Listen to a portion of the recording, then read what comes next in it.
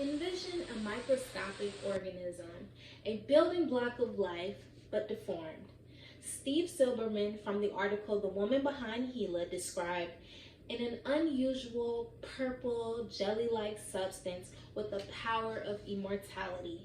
This small structure was valuable to scientific research, and according to the article Henrietta Lacks, HeLa Cells and the Cell Culture Contamination by Brendan Lucy, it allowed scientists to have a better understanding of genetics, biology, and cancer. This is the HeLa cell. So, where did this cell come from? As stated by Jessica Stump in the article Henrietta Lacks in the HeLa Cell, Rights of Patients and Responsibilities, it starts back in 1951 at Johns Hopkins University Hospital, where cell biologist Dr. George Guy shared with the world on national television his discovery of the HeLa cell.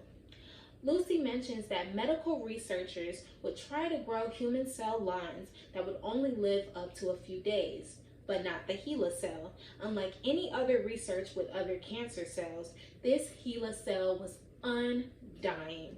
As Stump stated, Guy got cancer cells from a tumor, an enlarged tumor, that kept reproducing cells every 20 to 24 hours. This was a finding that Guy thought could help eliminate cancer. This was the first line of cells that were able to survive outside of the human body. As Guy received much recognition for his findings of the HeLa cell, the creator of the HeLa cells, however, did not receive any type of acknowledgement for their contribution to up until a couple decades later. Silberman tells us that the creator of the cells is Henrietta Lacks, an African-American woman who lived in Baltimore, Maryland with her husband and 5 kids. They were considered poor and uneducated. She unfortunately had an aggressive cervical cancer that led to her death in 1951. Lacks was receiving treatment for her cancer at Johns Hopkins, but during her biopsy, a sample of her cancer cells were taken to Guy's tissue lab. According to Stump, the cells were named after Lacks, consisting the first 2 letters of her first and last name, HeLa. As the originator of HeLa cells, she did not give the hospital permission to take her cells, nor was she recognized for playing a role in the development of medical research at that time. In the article, Troubling with the Ethics of the Thing in Culturing Life, How Cells Became Technology and the Immortal Life of Henrietta Lacks by Littlefield and Pollack, looking back, medical professionals would not have been able to perform the actions like that in today's realm of healthcare. Dr. Guy's actions would be considered unethical. There are laws and regulations made today that ensure patients give informed consent before allowing medical professionals to take samples or organs from the patient.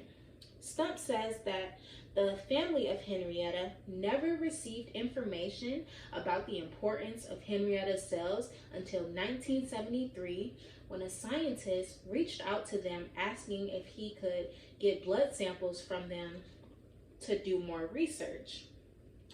The family felt that this was ethically wrong, that they were never informed, while her cells have allowed many to make profit and they never received a dime.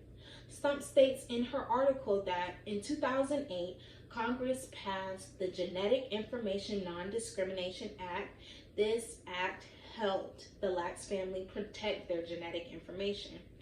In 2013, the National Institute of Health reached an agreement with the Lacks family, which allowed biomedical researchers controlled access to the data of HeLa cells. This made the Lacks family the first people that researchers had to encounter so that they could be granted the rights to use HeLa cells in research. Thanks to Henrietta Lacks, many medical advancements have been made.